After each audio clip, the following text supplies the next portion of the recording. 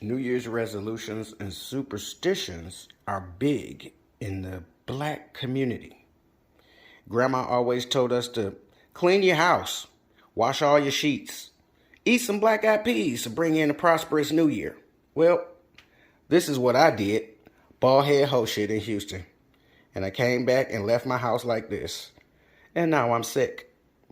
Can't do a video for you today, but we'll talk some shit about some cigar etiquette on this edition of Blowing the Budget. Send me some grandma remedies, please.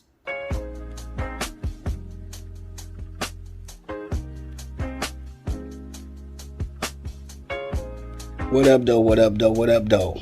It's your boy Q Morgan in the building, and this is Blowing the Budget, the quarantine edition. Here we highlight those budget-friendly cigars as well as those premium sticks that appears on everybody's wish list. We also want to introduce our new smoker friends to this cigar lifestyle, but this video, the first video of the new year, I can't do a video because I did some bald head hoe shit and got myself sick. So please, if you will, leave your best grandma remedy in the comments below. Dandelion, ginger root, anything. Give me something. I've been taking airbornes, emergencies, and NyQuils. I'm getting a little bit better. I broke my fever. However, my nose is still a little stuffed up. It's a head cold, and I'm thankful that I don't have COVID. I'm sick, y'all. So, I'm not going to be able to smoke a stick with you today, but I can talk some cigar etiquette shit for you. Let's get into it.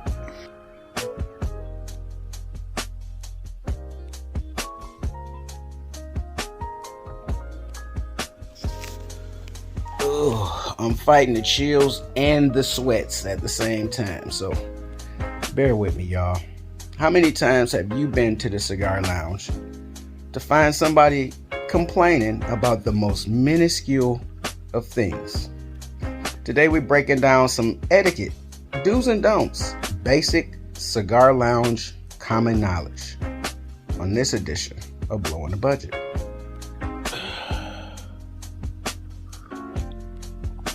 It's green tea today. Yesterday was Earl Grey. Thanks to Mom for my steeper. I'm sitting here going through the chills and the sweats at the same time. However, I've been taking some NyQuil, some emergencies, and airborne's. Been popping the mugs like candy.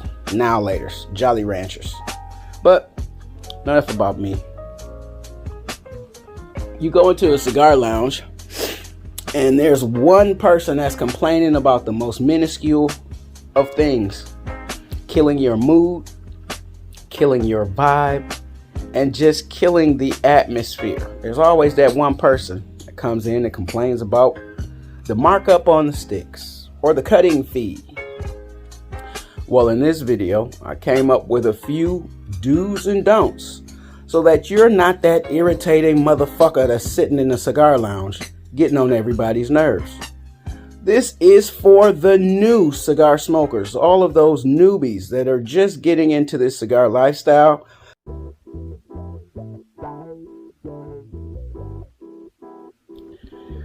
The first rule of etiquette is to support the brick and mortar B&M. They open their doors so that you can patronize and sit down and smoke, talk shit, have a beer, have a drink, have some good conversation. By you sitting in the brick and mortar, don't come in there complaining about the sticks that they don't carry. Find something that's comparable to what you like based on their stock. Now, every cigar lounge that you go in will not have your Placencias. They will not have your Drew Estates. They may not even have your Julius Caesars. However, there are profiles that you should understand similarities in the different sticks and the different brands. Most of the sticks that you smoke, excuse me, like I said, most of the sticks that you smoke have a similar tobacco family, if that makes sense. Most of the sticks that you smoke, there's a common tobacco in that particular stick. If the brick and mortar is having an event like a live band or a comedian, you definitely want to try as much as possible to support those events that happen at your favorite brick and mortar. This is an opportunity for you to do some extended networking. Usually these type of events, a live band or a comedian or any type of live entertainment, would definitely bring out more people, new smokers, and more interesting individuals. So definitely go out, buy the tickets, support the band, support the comedian, support the brick and mortar.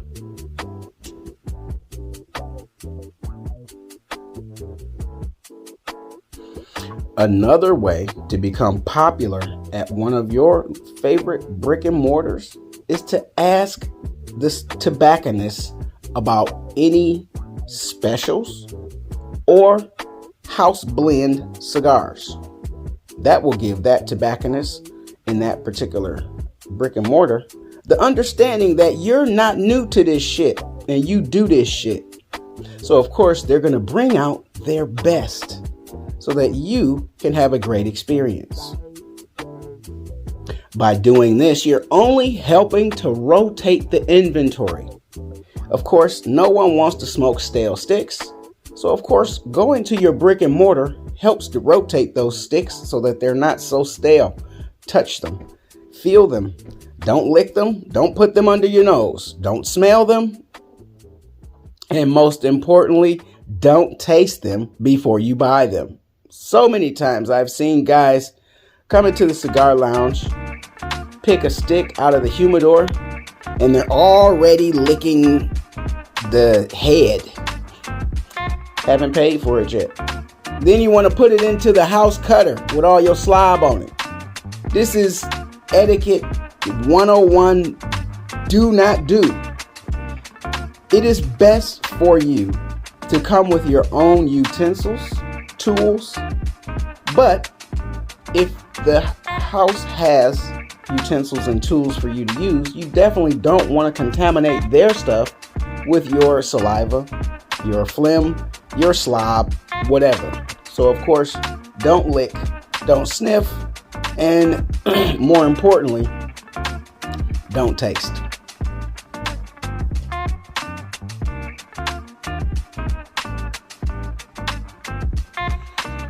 Don't come into the cigar lounge bitching about the prices. Every state is different. State taxes apply, markups apply. Each brick and mortar is contingent on their distributor. Some may have a relationship with the tobacco houses. However, others may have to resort to finding sticks the best way they can. That's where you would get that markup or that increased value in regards to what you pay at home and what you pay at the brick and mortar. So again, support the brick and mortar in whatever capacity that you can. Go in, buy a drink, go in, buy a stick, buy a ticket to the comedian show or the jazz band that's coming in on Saturday.